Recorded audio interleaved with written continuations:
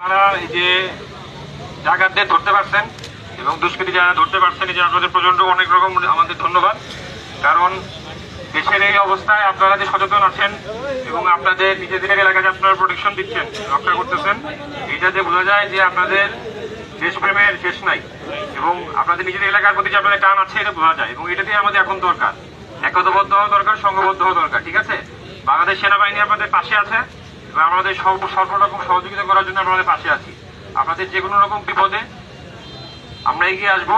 শুধু আপনাদের নিজেদের সোচ্চার থাকতে হবে, এরকম করে নিজেদেরকে মানে একটু যেভাবে ধরতে পারছেন এরকম আরো যদি কেউ চেষ্টা করে নিজেদের ধরতে পারবেন। আর যে কোনো মুহূর্তে বিপদে পড়বেন আমাদেরকে স্মরণ করবেন, আমরা অবশ্যই সঙ্গে সঙ্গে যত সম্ভব চলে আসার চেষ্টা করবো। সবাই বুঝতে পেরেছেন? তো আপনাদেরকে আবারও ধন্যবাদ জানাই যে এত সুন্দর একটা কাজ করার জন্য।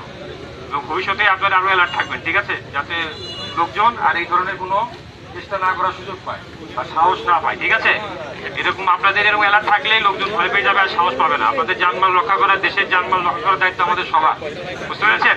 তো আমাদের এই মনোবলটা রাখতে হবে, ঠিক আছে? তো আমাদের এই জিনিসটা আমরা নিজেরা জানবেন, বাকিদেরকেও জানাই দিবেন, ঠিক আছে? যে আপনারা যে মহৎ কাজটা করেছেন, এটা যখন নিজেরা জানছেন, এইটা আপনার বাকি আশেপাশের এলাকা, যে আত্রাই বাজার বা ওই যে কাপাসিয়ার ওইদিকে জানাই দিবেন। তাহলে কি হবে,